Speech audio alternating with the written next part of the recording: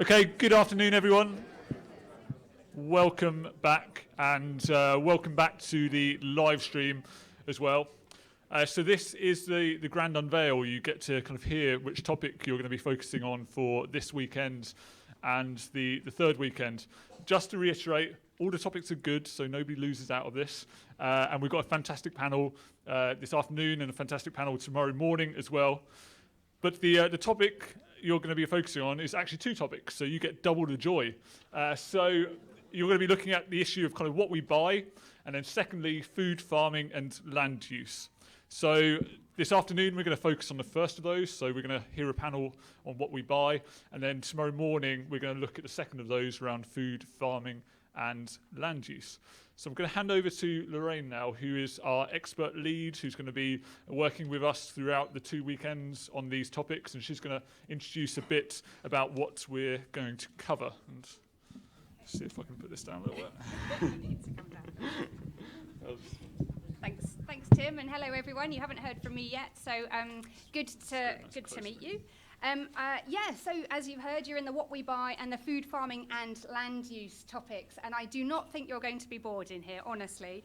We've got some absolutely brilliant speakers, and I think these are topics as well that we can all really relate to. These are things that affect our day-to-day life in terms of what we buy, and definitely the food and the land around us. These are all really big issues I think we're going to be engaging with. So we've did it into two, as you can see. So this afternoon we're going to talk about what we buy, and tomorrow morning it'll be the food, farming and land use. And just briefly before I get into a little bit of the detail of what we're going to cover in those two sessions, I think it's helpful just to put these topics in the context of where all our greenhouse gas emissions come from. And Mike, who will present in a minute, will give you a lot more detail about this. But I did just want to flag the fact that this is. Have you come across the idea of a carbon footprint? This is sort of, all of the greenhouse gas emissions that we emit, where they come from, basically. So this is the average UK carbon footprint. And you can see that basically about a quarter of our emissions come from food alone. So that's what we'll be talking about tomorrow. And then a good proportion of the rest of the pie, which is kind of home and accommodation, so that includes your own home, but also when you stay in a hotel like this as well. Travel, different travel modes and ways of getting around. And then everything else, which is it is everything else. It's schools and hospitals and cinemas and so on. We're going to be covering actually most of those three topics, those three quarters, actually are going to be kind of touched on this afternoon. So you're really getting to grips with an enormous amount of stuff today and tomorrow. So in terms of the first panel, the first topic, what we buy, that's this afternoon, we're going to be talking about things we buy, some of which might be really big purchases that some of us might make, like our home or a car, through to other things like clothes, electronics, appliances, through to more kind of day-to-day things like, toothbrushes and bin liners. But also not just the physical things. To some extent, it'll also be about the things you can't sort of hold directly, physical things, like insurance or a Netflix subscription. Those things also produce carbon emissions, so we'll touch on some of those things too. So it's thinking about the energy that goes into not just running things like the car, like your car, the petrol or diesel that you use to run the car, that causes greenhouse gas emissions, but also very much the energy that goes into making those things, like the car itself, how the materials have to come out of the ground and be kind of manufactured to produce those goods. As I've said, we'll be talking about food tomorrow as a separate thing. So today is everything else that we might buy. And we have 5 speakers this afternoon who will talk about a bit more detail about where our emissions come from in terms of what we buy and what sorts of products or services cause those emissions, and also how carbon footprint might vary amongst different types of people. So we don't all have an average carbon footprint. Some of us emit more or have different sorts of things that we buy that emit more than others. And then we'll be thinking about how we can reduce our emissions from what we buy, for example, by buying less stuff, using things for longer or getting things repaired, sharing things, some things, instead of maybe owning some things, turning old things into new products and recycling, making things using less materials or less energy as well. So all of those sorts of things you'll hear more about this afternoon. And then tomorrow, we're covering food, farming, and land use. So this obviously covers what we eat, but it also covers how we use the land. And you've heard a bit about this already so far. So it will cover food-related ways in which we use the land, like growing crops and grazing livestock, but it'll cover other things as well, like woodland and peatland, which help actually absorb carbon dioxide out of the atmosphere. And the reason that we're looking at food and land together, it is quite a big topic, but that's because farming uses, at the moment, the majority of the land in the UK. And so if we make decisions about our diet and we change the sorts of things that we buy or the sorts of things that we eat or how much we eat, that will have implications for how much land is available for agriculture versus other things. So you'll hear more about that. And so tomorrow we have 6 speakers who will talk about where our emissions from food and land come from and how we can reduce them through things like changes in our behaviour as consumers. So that might include choosing food that's lower carbon, and also kind of reducing food waste will be another one as well. Changing food production and supply. So this is thinking more about what business and supermarkets and farmers can do to reduce emissions. And then also we'll be thinking a bit about the other sorts of ways in which we can use land to reduce emissions or even take carbon dioxide out of the atmosphere. Just a quick reminder that net zero laws in this country really are focused on things that we make and do in this country, and they don't actually strictly cover imports, things that come into the country. And actually, as you'll hear, quite a lot of the things that we buy and also the food that we buy comes from overseas. It's imported from other countries. And so what we want to try and capture in these discussions and this debate is not just focused on things that we make in this country, but also thinking about making sure that we don't make emissions worse in other countries. So we want to try and have a bit more of a sort of joined up approach. And other things to bear in mind, well, in weekend 1, you came up with some brilliant principles that I think you'll be kind of focusing on when you're considering different options. And so all of those sorts of principles, like informing people, fairness, leadership, thinking about natural resources, future-proofing, and so on, I guess it's kind of useful as you're listening to the speakers, bearing in mind some of those sorts of principles that you said are important to you.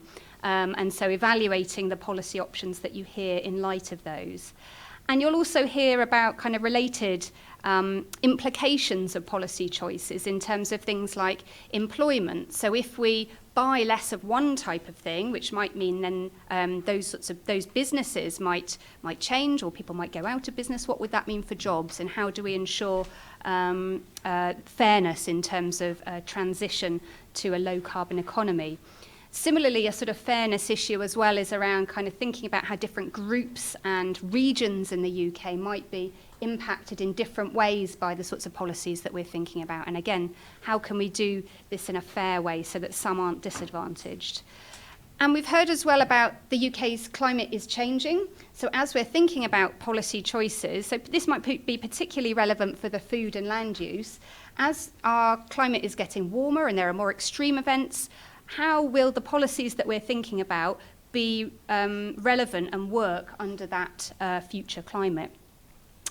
We'll hear a bit about implications for natural resources as well, and also some of the side benefits, additional benefits from low carbon or net zero policies.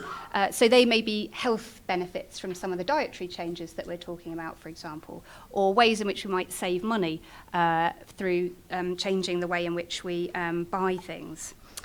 And I think the final thing just to say is, as a reminder, what many of the speakers will be touching on is talking about specific policy options, so how we can actually get to net zero. So a policy is really an action that government can take, and that can cover anything from information and advice, so labelling on products, for example, through to more sort of economic measures like taxes or subsidies, to things like regulations and laws where we might even ban some products, for example. But the key thing is this triangle that you saw last weekend, which sort of shows that government can't do this on their own. It's obviously they are going to be making policies that will influence the sorts of things that both businesses and individuals will do. And depending on which policy we focus on, they might be more focused on business action or more focused on individual action. So there'll be a range of different policies that you'll hear which will cover that range. So and I think that's all from me.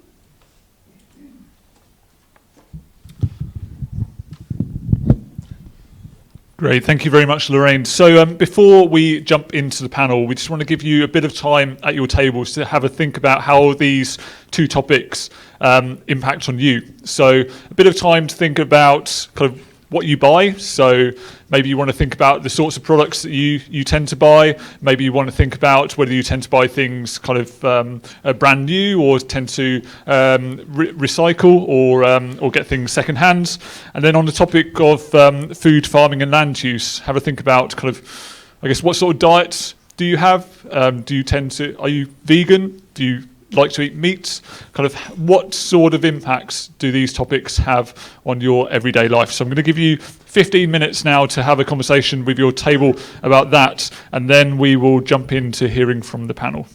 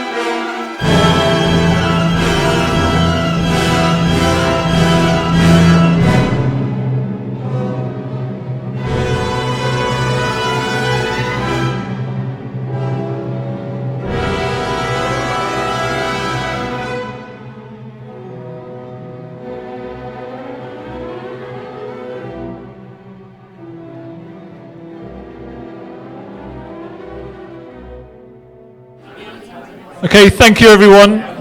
I was just walking around the room and overhearing some of your conversation.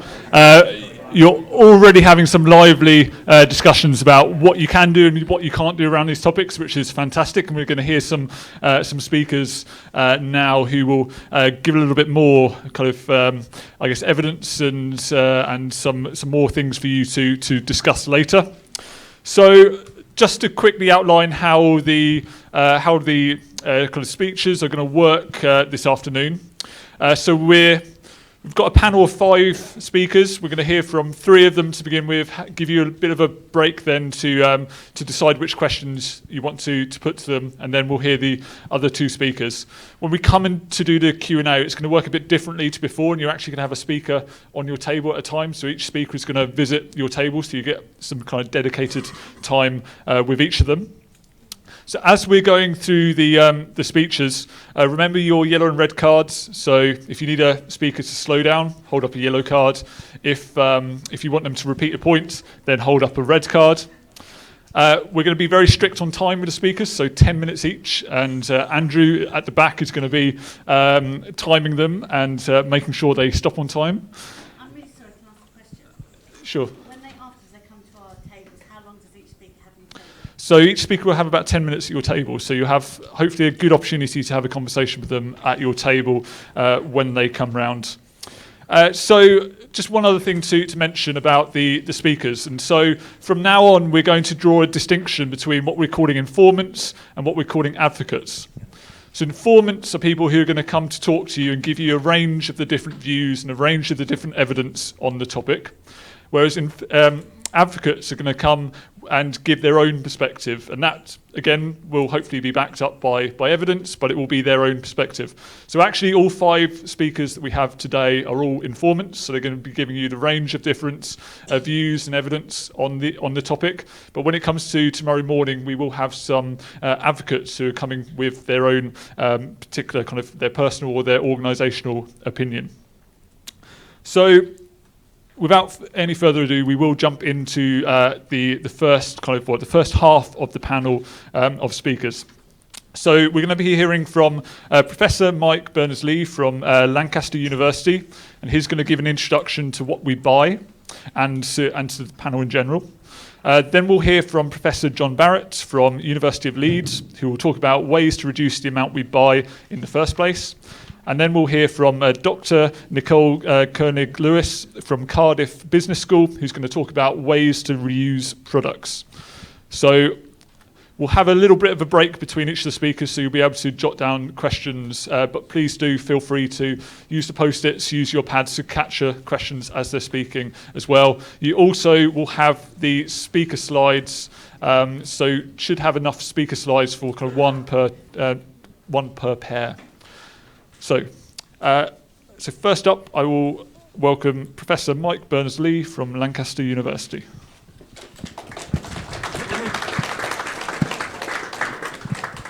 Thanks. Okay, so the first thing I want to say is thank you all for being in this assembly, which I think is a really important process. So we just heard about the carbon footprint of the average UK person. There's that chart again, neatly into 4 different chunks, and I'm just going to position where the stuff that we buy fits within all of that. So to look at it in a little bit more detail, so 4 chunks. The first chunk, which we're not going to talk about today, is food. That's the one in orange. Most of it's stuff we buy from the shop. Some of it's eating out. Then next down from there is in blue. We have everything that goes on around homes and where we stay, and a little bit is accommodation, places like hotels. But 6% of the whole pie is around housing. So that's building houses. It's improving houses. It includes ripping out your kitchen and putting a new one in there. All the stuff that we buy that's to do with our accommodation, our homes. And of course, in those homes, the rest of the blue chart here has got household fuel and household electricity, and a lot of the stuff we buy, of course, uses that electricity. So the stuff we buy influences the size of that piece of the pie as well. And then moving around into the green chunk, which is all about travel, And the biggest things there are about driving and flying.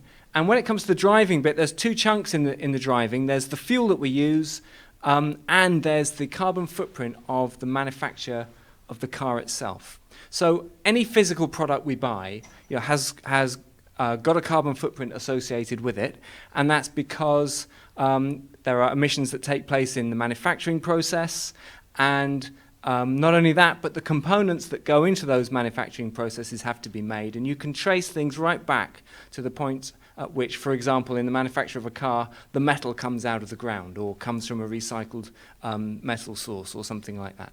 So when we're thinking about driving, and I'll just more about this in a second, for example, there are two considerations around the carbon footprint. One is the fuel you use, and the other is the actual embodied carbon that's in the manufacture of the car in the first place.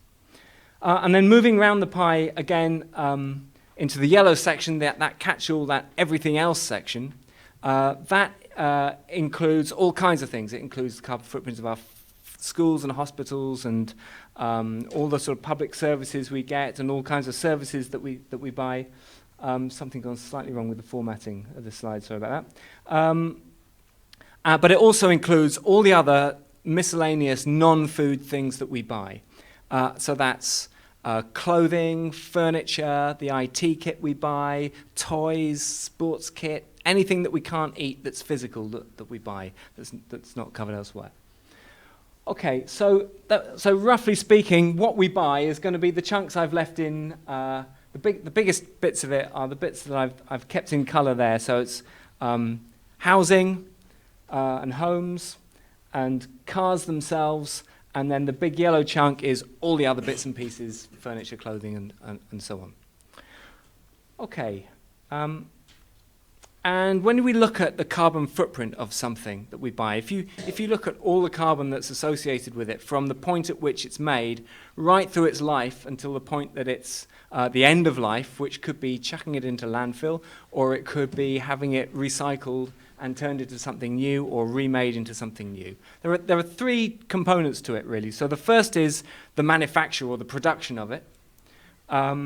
Which might be, for some things, if it's made of wood, that's growing it in a forest, or it might be, if it's made of metals, it might be, getting hold of those metals, getting ore out of the ground, making it into things, turning it into components, and then a whole load of processes to turn it into the final finished product, and all the transport along the way as well. So there's the manufacture part, and then there's a use part, and some products, but not all products, have a carbon footprint as we use them. So a sofa doesn't, you just sit on it and it doesn't emit any carbon. But on the other hand, a washing machine absolutely does, because it's burning through so much, it's going through so much electricity in its life, and that electricity has a carbon footprint on it. So which is bigger out of the manufacture phase and the use phase really varies between products, and it depends also on how products are made. And then at the end, there's an end of life. It usually takes some energy and some carbon to deal with something at the end of its life. It's usually the smallest component of this, but it's still really significant, because if we do the right thing at the end of life, then we help the materials to go, some people talk about the circular economy, go around the circle and back into helping the manufacture of new products become lower carbon. So let's just have a look at a few different products and have a look at how those three stages stack up. So here's three of them. First of all, so at the top there I've got a gas boiler, and there's a bit of carbon in the manufacture, but the big deal is that this gas boiler burns through gas through the whole of its life. So the big impact here is the carbon is it's efficient. The critical question is, how efficient is it? Because the big part of its carbon footprint is in use. So if a boiler isn't as efficient as it could be, then it needs to be maintained or replaced, and it's worth it from a carbon perspective. Next up down the list, I've got a petrol car. So the manufacturer is really significant, but it's also going to burn through a lot of fuel in its life. So the biggest consideration is the fuel that it uses. But the manufacturer is still in there as an important component. So when you're looking at whether to buy a new car or not, it's kind of a trade-off. On the one hand, you might be able to buy a more efficient car and that, or an electric car, and that might save a load of carbon. But on the other hand, in doing so, you're triggering the manufacture of a new car. So you have to work out what the balance is going to be. And then lastly on the list here, we've got electric cars. And electric cars have a similar-ish kind of footprint to manufacturing a conventional car, possibly a little bit higher, arguably, but the use phase is much lower. So there's a question about, should we all go to electric cars? Well, we have to balance out how quickly should we transition. If we all ditched our petrol cars right now, for example, there would be a lot of extra carbon impact in the manufacture, unnecessarily rapid manufacture of a whole load of new electric cars. So it's important in the equation for cars. And some other products, so IT kit, and I've just put a smartphone up here as an example of it. And the manufacturer is the big deal, and these days with modern efficiency, actually the energy that they use is pretty small compared to the energy and the carbon that it takes to manufacture them in the first place. So the critical thing there starts to be, well, how long can we keep products, to keep the product down? How many years can we get out of our phones and our computers and all the rest of it?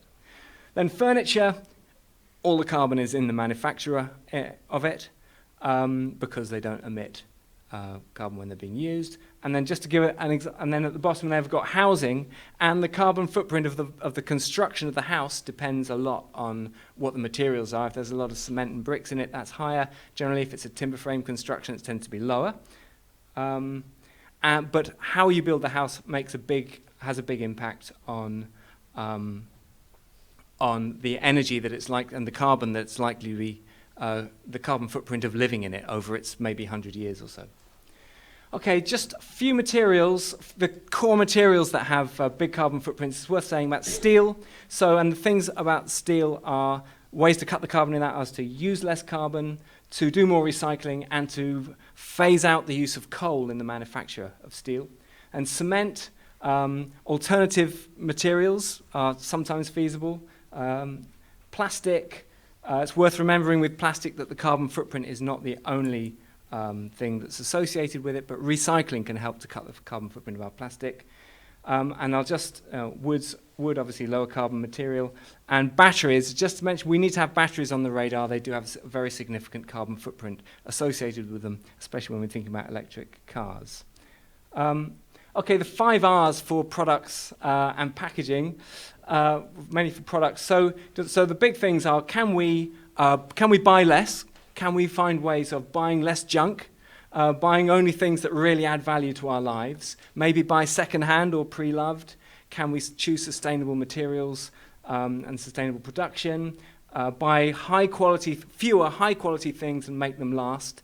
And if we do that, can we find ways that actually improves the quality of our lives? And of course, by buying less stuff, that saves us money as well. Can we share, borrow, or hire? And that just gets more mileage out of each product that's made.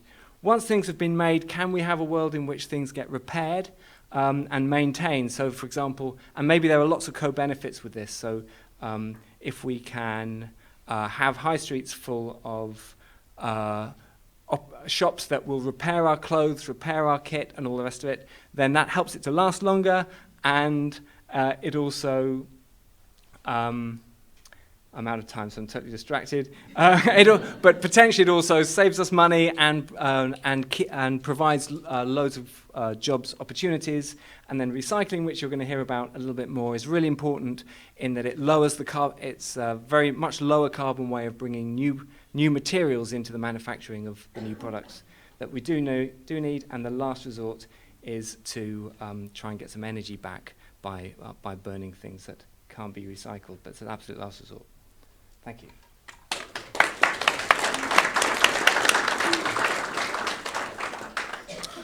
So thank you very much to Mike for that. So I'm going to give you about 3 minutes now just to jot down any questions and hand them to your table facilitator before we move on to hear from John.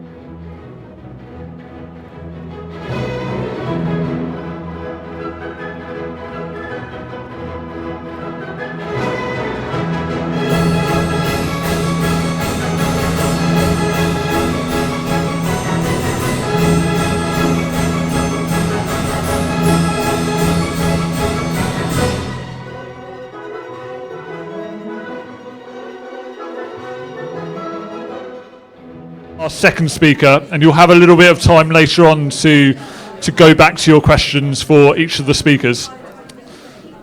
So if we can just get everybody's attention, please. So next up, we're going to hear from Professor John Barrett from University of Leeds about ways to reduce the amount we buy in the first place. So over to you, John. Great. Is that about the right height for you? Yeah, I'm about the same height as Mike, I think. So yeah, great. Maybe Mike's a bit taller than me. Right, great. Okay, so I'm going to guide you through, firstly, where our emissions come from, because this slide looks more complicated than it is, and I promise you it's not that complicated once I explain it to you. But when we talk about net zero and reducing our emissions, we're talking about reducing the emissions that happen inside the UK. But, as you know, the UK and the way that the economy works today is very different to what it was sort of 30 years ago. We used to have more manufacturing, we used to have bigger industry, heavier industry, which used lots of energy. And now our economy is based more on financial sectors and large service sectors, and we have less and less heavy industry and less manufacturing. But we haven't reduced the amount that we actually need in terms of products and materials. So what we do is we get them from other countries. And then under the climate change, international climate regime, that is the responsibility of those countries. So if it's produced in China, it's China's emissions. And China, as you know, produces a hell of a lot of stuff. And lots of that stuff, of course, is imported to the UK and other wealthier countries. So I'm not allowed to move because there's a camera, because I wanted to point to the chart. So look, but I've got a... Oh, that doesn't work either. Yeah. Oh, yeah, good idea, yeah. Okay, yeah. So here are the emissions that happen inside the UK, and they're called our territorial emissions. And as you know, you've probably been told they're going down roughly each year, but not enough, but they are going down. But these are the emissions here in this pinkish, sort of salmon-y colour. These are the emissions associated with the manufacture of all the materials and products that we consume inside the UK. And these have gone up every single year now, pretty much, a slight dip in the recession for about the last 20 years. So while our emissions are going down, we are consuming more, but we're importing them, but it's okay because that's someone else's, you see.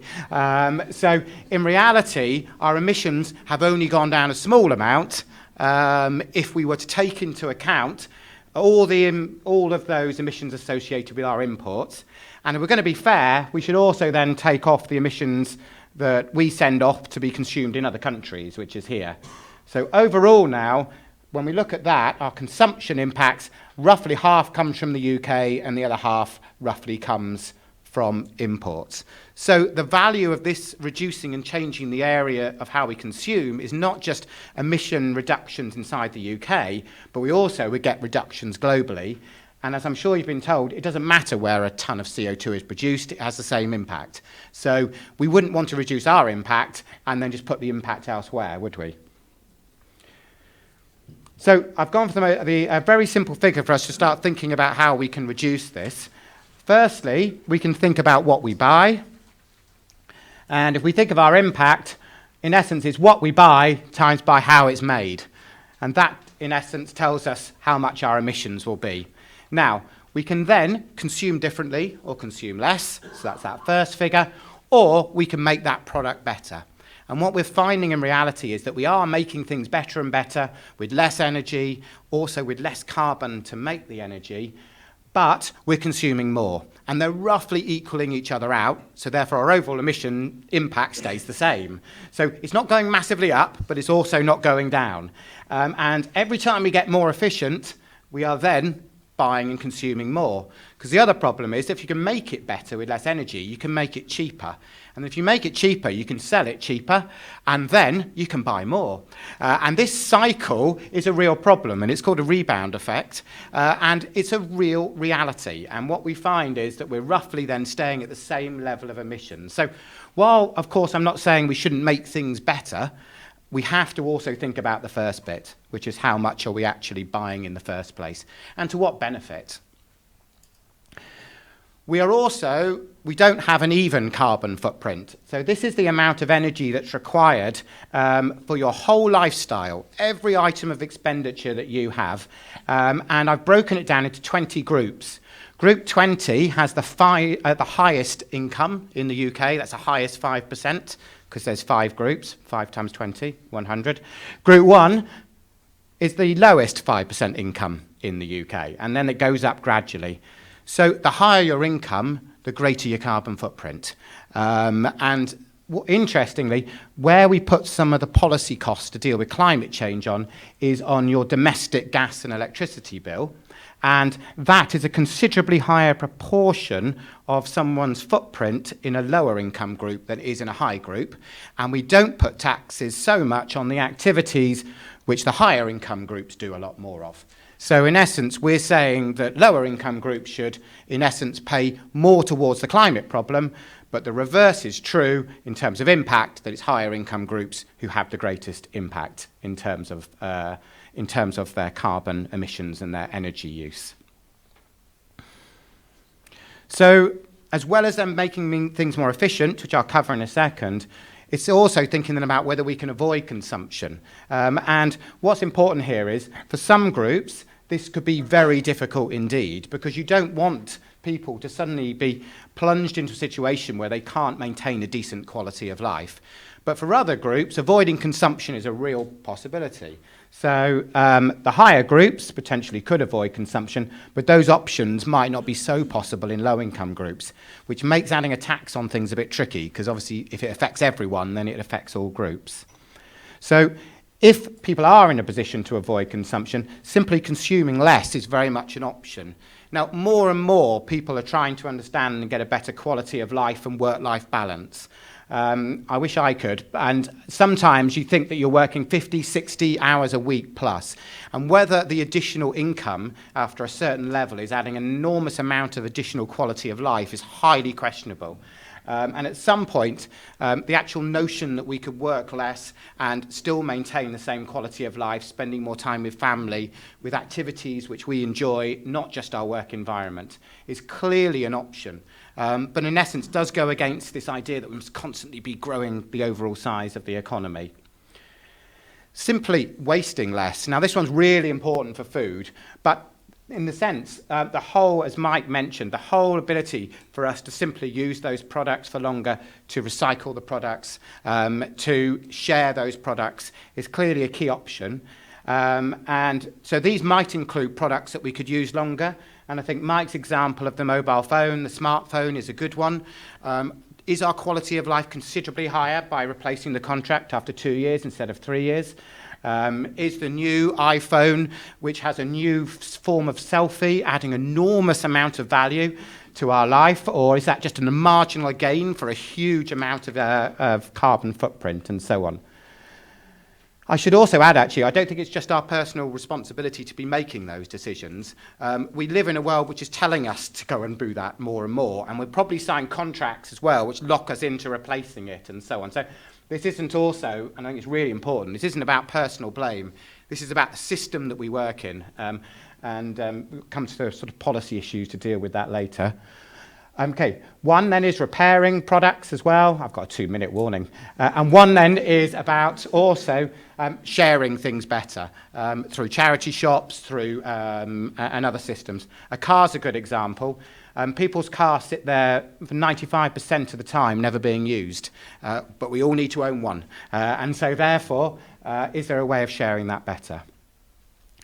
As I've said, I'm not also anti making products better. Of course we should try and make them more efficiently. And to do that, we could be using the waste instead of new virgin material, and there's a lot of evidence that companies could do that, link up with other companies, so the waste of one is useful for another. We could use services instead of goods. We could actually access the final aim and use of the product as opposed to actually needing to individually buy it, and I think that's covered in more detail later. We can use different materials, and I've got an example of a building here which was able to reduce the impact of building it by 70% by using lots of wood and other materials which have lower carbon impact, but it was also just as efficient in its use as well. So it's there, it can be done, and we could easily introduce a standard to tell people they have to build to a certain standard, and there's enough evidence around that it can be done. There are hundreds of examples of some really good buildings in the UK. The list could be a lot longer, but there's just some tasters for it. And I think the take-home message from me is, yes, it's great to use things and make things better, but at the same time, we also need to think about the larger question about what we consume. So, thank you. Yeah.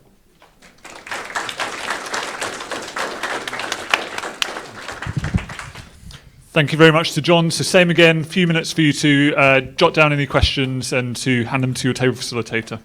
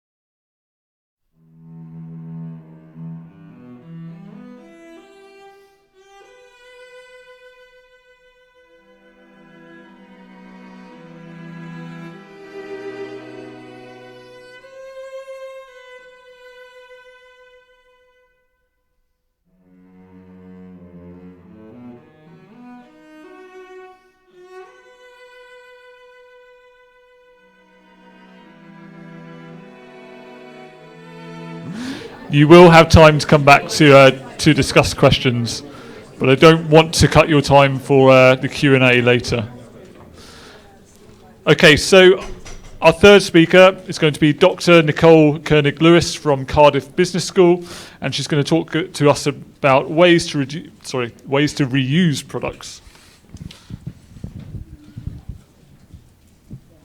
Great, thank you very much, and thanks for inviting me to share my thoughts. So I would like to start with a question whether buying second-hand, renting and sharing consumer goods, could this be the future of consumption? And I'm going to give a number of examples.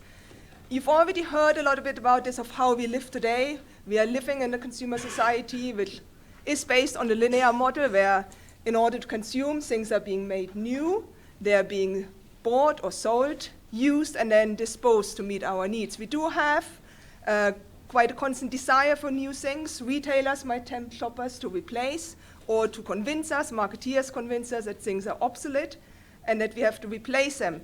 We also consume more than we actually need, and we also don't keep the products as long anymore as we used to. And to give you some examples, for example, the average person in the UK now buys 60% more clothing today than 18 years ago.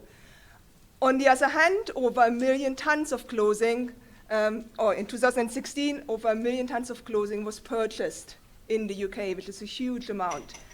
You can already see that this also links very much into our UK economy model, because 60% of what we consume is part of the GDP. So it's not an easy way out just to say we don't consume anymore. So what are the consequences of consumptions? And I don't want to go too much into detail because I want to focus more on the alternatives. But it's not surprising that the more we consume, the quicker we will run out of natural resources, thinking about resources like fossil fuels or minerals. It also leads to increased pollution of our water and the air, and also too much waste. So again, thinking about the fashion industry, 300,000 tons of clothing are sent to landfill every year, which is a huge amount. On the other hand, if you think about all the stuff we have already in our homes, 80% of household items are actually used less than once a month. And just think about the things you've got in your kitchen cupboards, like a waffle maker, for example, or even a vacuum, like a carpet cleaner, which you don't use very often, or a rooftop box you might use during holiday season only. The other example, the power drill. Most of you probably have a power drill in the home. It's only used an average of 18 minutes in its lifetime. And as we already have heard before, the car is 80% of our times parked on our driveway, and 96% or 95% of the time idle, so we only use it 5%. And if you come back to clothing, even here, 30% of the clothes in our wardrobes are actually unused for at least 1 year. So there's lots of stuff we have got which we don't actually use. And how can we actually change this? And there are a number of alternative approaches to get away from those negative consequences. We do know from research that buying, selling, and renting pre-owned goods is becoming more socially acceptable. Whilst in the past, if someone used second-hand clothes, there was quite a negative stigma attached, but now it's becoming far more acceptable as an alternative to traditional ownership. Alternative approaches, of course, also, and I would like to start off with another one, is extending the life of our products, of our consumer products at home, and that is through repair. For example, there's a number of initiatives like the Repair Cafe, which takes place once a month in a number of locations around the UK. I think it's about 200 locations, where volunteers come together and you can bring your goods to get them repaired for free. These repair cafes are very successful because research has shown that they can save 24 kilograms of CO2 emissions each repair cafe. If you multiply this by 12 times a year, 200 locations, that would be around 60,000 tons of CO2 emissions, which could be prevented by using those repair cafes. You might say, well, what do people bring to repair cafes? Well, they bring things like coffee machines, toasters, vacuum cleaners, but also clothes, like trousers or coats, to replace a zip, for example. What we found that a lot of people don't repair because it's far more easier to go out and buy something new if something is broken in your homes. People might not have the time to repair it themselves, or they might not have the skills. And those repair cafes could be a good alternative if they become more institutionalized, and if it's far more easier to find one and you know what you can get repaired in those. The other two alternatives I want to talk about are second-hand buying and the sharing economy, because we do know that ownership is not as central to our identities. So second-hand, buying, selling second-hand stuff is not new. You've always done this before. You might have swapped, you might have gifted between you. However, with so for example, via charity shops or car boot sales as well, so for money or for free. However, with the increase of or the use of mobile technologies, we can now use platforms an app, mobile apps, to connect people far more easier, to match what someone owns and what someone sells. And some examples, for example, there are apps like FreeCycle or Freego where you can offer the things you don't need anymore. Or, again, for money, you can use Gumtree or eBay or Facebook Marketplace to sell the stuff from your cupboards which are not being used for a lot of time, or it might be out of fashion, or it might be clothes which you are not use anymore. Also, manufacturers and businesses, they are also able far more easier to connect with potential users. And one quite recent one is an initiative by Amazon, which uses remanufactured goods. Remanufactured goods are goods which are being, or the parts are being replaced and it's being put back to their original performance. So it's like new, and you get it with a warranty or guarantee, very much like new goods. You might say, okay, what do people buy in the UK as second-hand? And as you can see, it's mostly clothing, but also books, movies. But on the other hand, 51% did not buy anything second-hand in the last 12 months. So there's still a long way to go. The next example is the sharing economy, which you might have heard a lot. I'm sure you've all heard about Airbnb and Uber. However, the sharing economy can also cover consumer goods. Sharing economy is worth about, or expected to be worth about £9 billion to the UK by 2025. And we do know that 62% of the UK population has already participated in the sharing economy, and that includes buying or selling second-hand goods via a platform, via a mobile app, using your mobile phone or using the internet. However, 31% of non-users have never heard about the sharing economy. Sharing means we just access and we do not own the products anymore ourselves. There's a number of sharing platforms out there for accommodation, Airbnb I already mentioned, mobility, like car sharing or car ride sharing, but also for clothes sharing, toys, like for example, Lego subscription box, or library of things, and for services. And I'm going to give you a number of examples. Again, the sharing, the lending and renting, that's not new. You've always done this within the family, with friends, with community, with colleagues. However, again, the platforms make it far more easier to share with people who you didn't know in the past. So for example, you can make some money by renting out your own clothes. Also business to consumer, where the platform owns the products and they are then renting it out to a number of consumers, like for example, the Library of Things or Zipcar, which is a car sharing app. How does that work? You either pay a membership fee and then a pay-per-use, or they're based on a subscription model, particularly the ones on the top, the business to consumer and the business to business, where the manufacturers and the retailer or the platform owns the assets which are being rented. There are some news out there, and these are quite promising, that even large retailers are thinking about moving to a different model, like Lego, for example, or IKEA or H&M, trying out rental services in the future. So could this be the future? Benefits, a number of benefits, and I can't go too much into detail because I've only got 1 minute. Of course, everything which we share, everything which we reuse, we don't need to make these things new using raw materials. It reduces waste by also extending the product lifespan, but also it empowers people to become micro-entrepreneurs. So you can make some money by renting out the clothes from your cupboard, for example. Also, people can access goods which I normally would not have access to. So you might think an electronic car is very expensive to buy, but can I actually rent it for a fraction of the fee than buying it?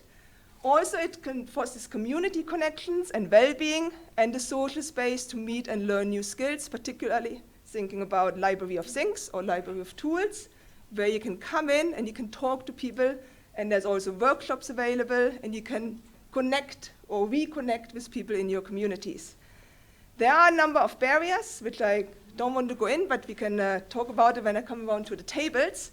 And just wanted to mention very quickly, there are also some unintended consequences. So it's not everything positive, because what if those sharing models actually lead to an increased consumption? So now we have a subscription to Lego, I've got a subscription to a clothes box.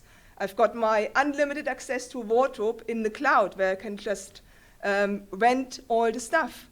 So I might actually change my products far more frequently than I did in the past. The other one, the money which I save by buying something secondhand, do I use this money to buy something else? Or do I use this money to then fly out to the US or fly out to Miami for a holiday? So also what happens if people don't take care of those rented products? Are they becoming more obsolete more quickly and have to be replaced more often?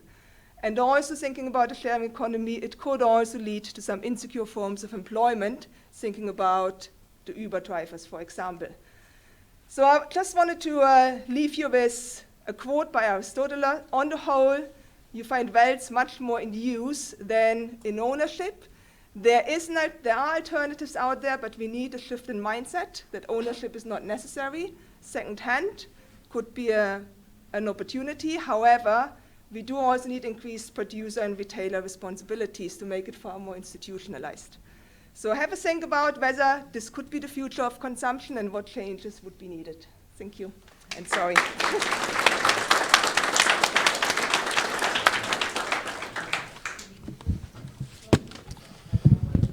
So thank you to Nicole for that. So Mike, John, and Nicole have just given us a huge amount of food for thought in a very short space of time. They did a fantastic job of sticking to the 10 minutes. So now I'm going to give you 25 minutes to note down any questions for Nicole, but then go back and kind of return to the questions for the other speakers as well, and think about what's the most important thing to talk to the speakers about when they come to visit your table. And then we will move on to hearing from the final couple of speakers before a break. So 25 minutes now to questions for Nicole and to prioritise them.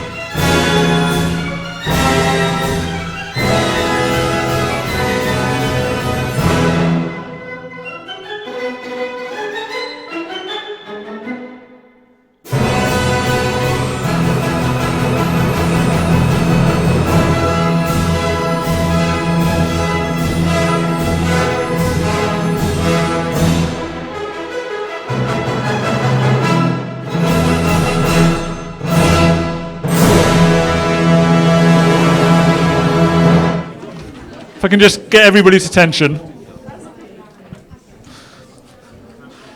We realise this is a lot of information to take in, but well done for sticking with it. And there will be a good opportunity for you to talk with the speakers at your tables a little bit later. So hopefully to get through as many of these questions as possible. We are going to now move on to our final couple of speakers for the panel. So first up, we're going to hear from Julie Hill from WRAP, who's going to talk to us about waste recovery and recycling. So over to you, Julie. Okay, thank you very much indeed. Good afternoon, everyone. It's a huge honour to be part of this really important process, and I want to say thank you to all of you for being part of this, and I'm really looking forward to your questions when we come around the table. So I'm Julie. I'm from something called WRAP, which stands for the Waste and Resources Action Programme, with the emphasis on the action. We're a non-profit organisation, a charity. We've got around 200 people working with us. We work in 26 countries, and we are a big provider of the evidence and data under a lot of things to do with waste, circular economy, waste recovery, and all the topics you've been hearing about so far this afternoon. And we're also the people behind campaigns such as Love Food, Hate Waste and Recycle Now, and Love Your Clothes, if any of you have come across those. And we do a lot of bringing together, so thinking back to that triangle you've been shown, we do a lot of bringing together of government, business and citizens to get solutions. So my job today is to talk to you about everything to do with recycling. And the question you may have in your mind after the presentations you heard earlier, or at least the question I'm going to aim to answer, is, in the scheme of things, how important is recycling? So I'm going to say a bit about that. Very quickly, to start with, don't worry about the detail of this. This is really just an illustration of all the different kinds of things that are in our household waste bin. But there's an important thing to get hold of about two different types of waste. The first is waste that rots. So if you left it in a pile, it would degenerate into a smelly mess. So that's the food waste, the garden waste. Paper and wood, of course, will eventually rot, and some kinds of textiles. And then the other main kind of waste is the stuff that most definitely does not rot, which is plastic, metal, and glass. So those are the things in our bins. And that difference between those two things is important in terms of what we can do with waste. But it's also important just to note that what's in our bins on a household level is only about 12% of UK overall waste, which is that enormous tonnage. And of all that, only about half of that gets recycled in any way. So there's a lot of waste. Most of it's not ours personally, and only about half gets recycled. And one of the things I've always found fascinating about this field, and I've been working in this field quite a long time, is compared to the complexity of all our stuff, and I'm going to use stuff as a shorthand for what we buy, the things we're talking about this afternoon. So if we think about our clothing, this hotel, the train we came on, whatever it is, huge variety of complexity. And yet when we're fed up with that stuff, when we've got no more use for it, there aren't many things we can do with it. So we can bury it, that's putting it in a landfill site. We can burn it. We put it in a thing equivalent to a giant boiler and set fire to it. And from that, we can get some energy, some electricity. The one above is another variant of energy from waste, as it were, but that's the biodegradable, the rottable one, if you like. So I don't know how many people compost at home, but if you compost at home, your food and garden waste will rot down into something you can put back on the garden. That is kind of an industrial huge-scale equivalent. So it's a giant compost heap in a giant tin can. And by putting it in the tin can, it biodegrades, it rots down without oxygen, and it produces methane gas. But that's captured, and that's used for energy. So that's a useful thing to do. And then the bottom right is a recycling plant. That's a picking plant. Most of the sorting of what's in our bins, so whatever you put in your recycling bin and the local authority takes away, will go to be sorted into the different materials, with the idea that the paper goes back to being made into paper, the glass goes back to glass, the metal goes back to metal, plastic to plastic, etc. But first it has to be sorted. So it will go through a plant where most of that is done by machinery. It's just that the photograph with people in was just slightly more interesting. So most of that is not done by people, it's done by machinery. But in some cases, you may have a system where the materials are collected separately from your doorstep, and they will go straight back to a factory to be made back into what they were before. So, and that is just to show you the different proportions of what the different countries of the UK are managing in terms of recycling as against energy recovery or still dependence on landfill. And the difference between those are largely to do with policy, which Libby will talk about a bit later on. This, again, the detail of this diagram doesn't matter so much, it's just a picture. You've heard that term circular economy, which is really about how much of all the stuff that comes into economy we manage to hang on to in some useful way. And all you need to note of that is the big bar across the top is all that stuff coming in, and the thin green line going back is what we managed to recycle. And again, certainly in 2010, it was a bit less than it is now, and now it's probably still less than half. So we're not very good at keeping stuff in the economy, and that's important. Okay, so what can we, just thinking about recycling, you've heard from Nicole about reuse options, but just thinking about recycling, what can we achieve? Well, we can save some greenhouse gas emissions, especially if, as Nicole said, if we have pre-loved things that replace new, if we have recycled things that replace new, then of course we're lowering the overall consumption, and that will save greenhouse gas emissions and also water and the materials that they're made of. Water is an important component of our consumption. It avoids getting the worst of the biodegradable waste. Now, when I was talking about the giant compost heap in the giant tin can and rotting it down and capturing the methane, the landfill option for rottable waste does almost exactly the same thing, because landfills tend to be, they are capped, they don't have the oxygen that you'd have in a home compost heap to make it into nice compost. It turns into very nasty stuff. And the anaerobic digestion element will capture that methane, but in a landfill, it may not be captured. Some can be captured, but most of it will come out through the cap of the landfill and disperse to the atmosphere. And the problem with that is methane is a much more powerful greenhouse gas than carbon dioxide. So landfill is the worst option in many ways, because not only are you not doing anything useful with the material, you're potentially generating a very powerful greenhouse gas at the same time. Also, benefit is because there is a landfill tax, and again, Libby will talk more about taxation and options. It's now expensive for anyone to send anything to landfill, rightly so.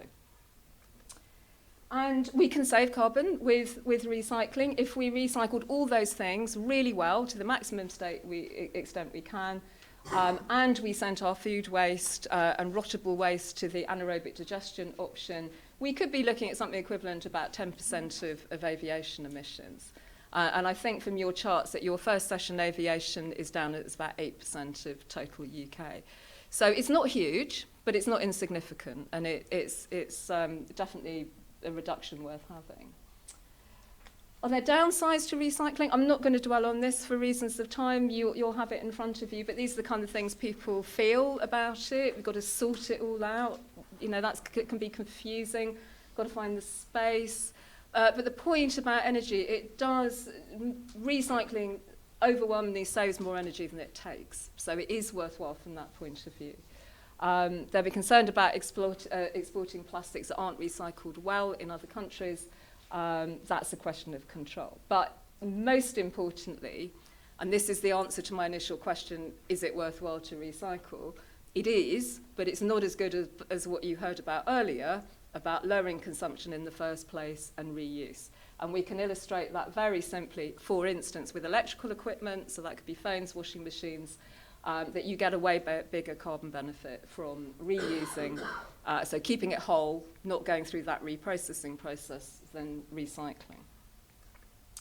And much better not to waste in the first place. I know you're doing food separately, and I'm sure you'll do food waste, but actually food waste is responsible for a great deal of carbon emissions, and even halving the food we currently waste in the UK will give a bigger hit than that optimum recycling. So that's important. I won't dwell on the energy from waste point. Again, you've got that in front of you, but these are the kinds of things people say about energy from waste. By burning it, we're losing quite a lot.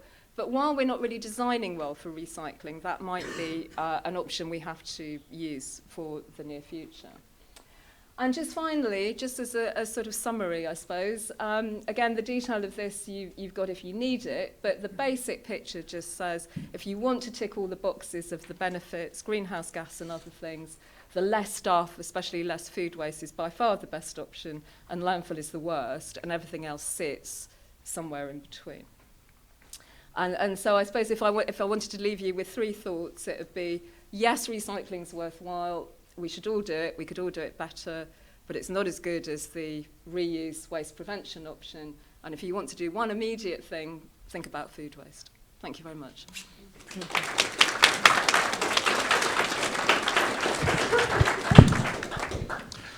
So thank you very much to Julie for that. So a couple of minutes now to note down any questions for Julie.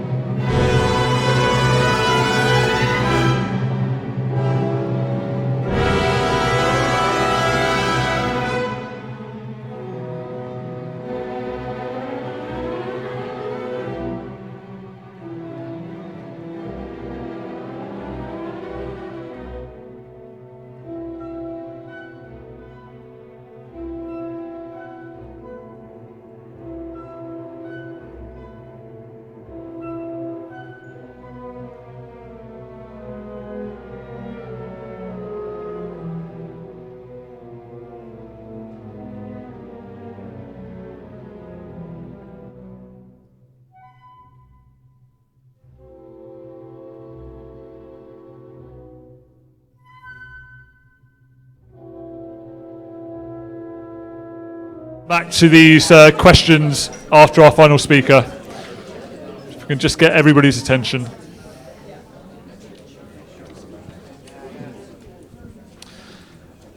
Okay, so our final speaker of the afternoon is Libby Peake from Green Alliance, and she's going to talk about the different ways to make change happen. So over to you, Libby.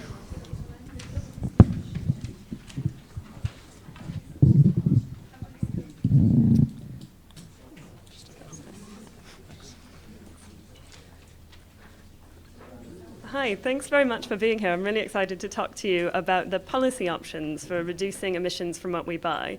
And just to remind you, the policy options are the things that government can do that affect both businesses and people. There's a lot of options, and I'm not going to cover all of them, but I'm going to cover some of the key ones.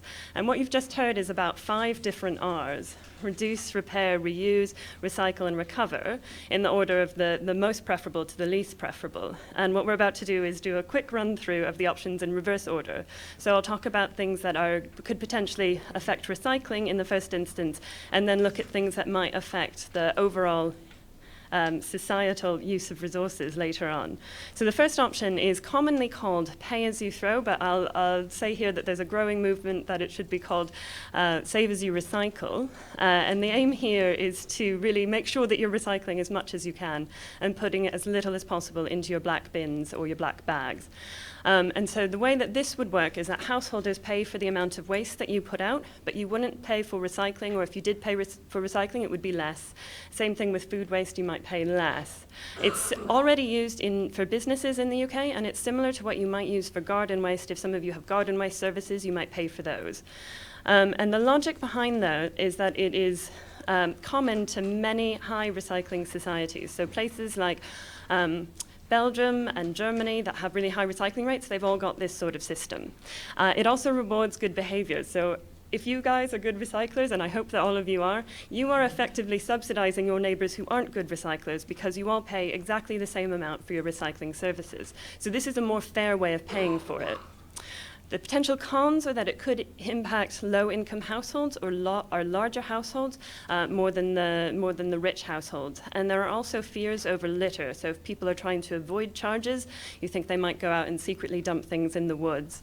I would say that those might be overblown based on experiences in other countries, and also in Guernsey, which has recently introduced those and said that they didn't have a problem with that. The next one is something that's not going to affect you necessarily. It's more on producers. It's a concept called extended producer responsibility, and the aim is to really make polluters pay for their impacts. And so the logic is that the people who are making the decisions about what's being put on the market, who are looking at the design, they're the ones that then are responsible for the full costs of the impacts of what they're putting on the market. As it's been designed and used in the UK, because we do already have some form of producer responsibility, and we're going to get more for packaging and for some other waste streams, it has largely focused on the end of life, so waste disposal costs, and not necessarily on the full life cycle, which is a potential con on this slide, but there are definitely pros. The first of all is that it targets those who can have the most impact, most control over the impact, and it encourages better design. The con is that it can be quite complicated, and deciding who's going to pay for what and who is the one that has the most potential to change things can be a challenge in terms of deciding where the fees are set. The next is a concept of advertising bans, and this is to discourage harmful or unnecessary purchases. We've heard that we're making a lot of purchases that we don't need, and so the theory is that if we ban advertising for them, we might be less inclined to buy them. And so this would rely on identifying either polluting products or sectors like fast fashion, which then wouldn't be allowed to advertise. And it could also tie into some advertising regulations that are coming in already on children, for children, so you're not allowed to advertise junk food at children, basically, and this could be an extension of that. The pros are that it stops what's called manufactured needs, the sort of things that John was talking about, where you think all of a sudden because you've seen an ad or a celebrity with the latest iPhone that you need it, but in actuality you don't really need it. So the theory is that if you don't see the ads for it, you don't see the people telling you to buy it, you won't feel that need. It's also a logical extension of the bans that we've got on things that are harming our health, so like tobacco and on junk food for children. So if there's something that's harming environmental health, you can use the same logic and say, well, we shouldn't be advertising those. The cons are that there are some questions of effectiveness, certainly with tobacco bans. There are plenty of people who think it wasn't actually the advertising ban that drove change there, but actually just banning smoking in public spaces and making it really expensive. And then the other problem is that it's quite difficult to police online spaces, especially if you might get websites from all over the world, or you might have media influencers who are more difficult to control. The next option is resource efficiency standards, and this would be aiming to make sure that you are getting the best possible products on the market. So it works by identifying what standards a product has to meet. So it's only allowed on the market, say, if it's going to last a certain amount of time, if it can be repaired easily, or if it can be reused. This has already been used quite effectively in terms of energy efficiency of products. So you'll know that we have much more efficient Hoovers, we've got much more efficient lights now. That's because of standards like this. And they also have had the knock-on effect of saving consumers a lot of money. So because of the energy efficiency regulations that we've had on products, the average household has saved about £400 every year on their electricity bill. And so there's a logic that we should now extend this to cover not just the energy that products use, but how they're made and whether or not they can be repaired. Specifically, the right to repair, whether or not people like you can access the parts that are broken and repair them yourselves, which could make things a lot easier for you. A con is that it's quite a laborious process to set standards. You have to do it on a product-by-product basis. So far, it's only been used on energy-using products, and it might be more difficult to set standards that everyone can meet on things like furniture and whatnot. And you could also require some trade-offs if you're looking at things like repairability. So it might last longer. It might be difficult to make something that both lasts long and is easily repairable and disassemblable. So you might have to make trade-offs about what factors are most important. The next one is something that it's not targeted at people, it's targeted at the high-impact sectors. And so we know that there are certain sectors in society, like construction, like vehicles, you saw on those first slides, that have a really big impact. And so the idea behind this would be to determine which sectors have the biggest impact, to determine what sort of improvements they could make, and then the government would set standards. So if you're looking at something like construction, which we know has a lot of room to do a lot better, the government could set a standard that potentially looks at how much emissions you're able to create per meter square of building that's put up. The pros of this is that the specific sectors that we know have a high impact are made to reduce their emissions and potentially material use, and this could offer potentially quick wins. The cons are that it can be a challenge to identify those to hold to account, and there are problems with potentially really quite complex supply chains and holding people to account, especially if you've got small businesses. Who is the target set for, and how do you make sure that they meet it? The next is another one that's also on producers, so not necessarily on you. It's a tax on producers to ensure that they lower their impact of the fuels that they're using and also of the material choices that they make.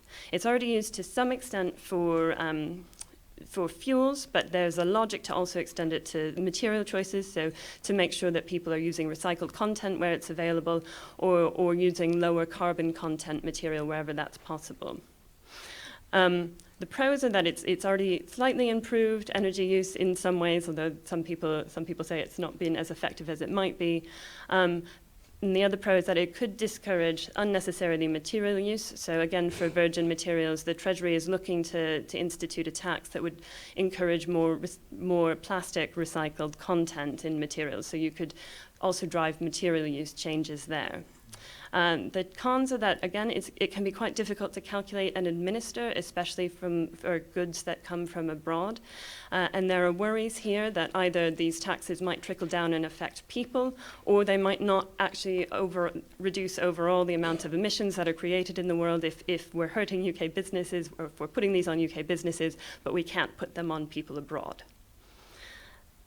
The next one is taxes on products or services. So this is something that you would see. This is something that would affect you. And the aim here would be to encourage people to buy greener goods and services.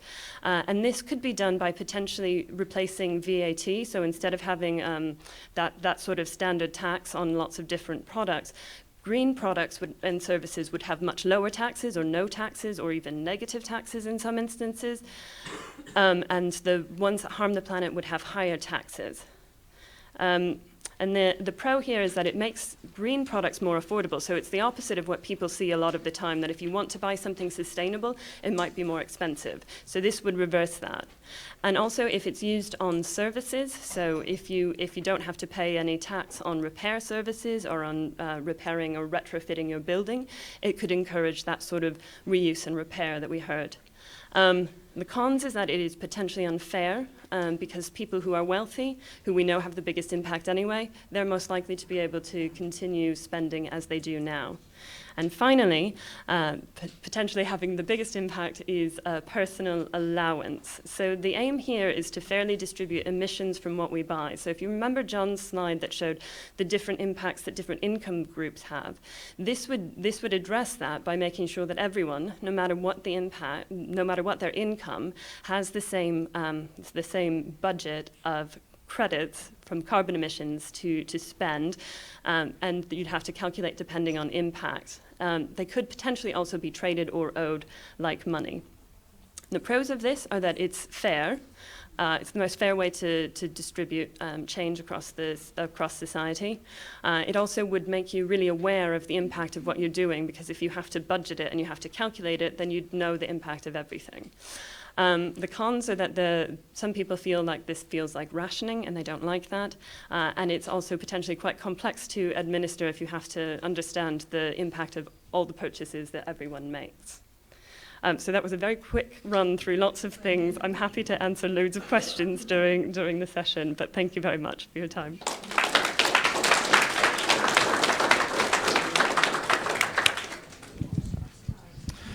Thank you very much to Libby. So a huge amount there to have a think about. So again, opportunity for you to note down any questions at your table for Libby. And then we're going to have about 20 minutes to think about the top questions that you want to ask to Julie and to Libby. Then there'll be a break, and then we'll come to having the Q&A after that.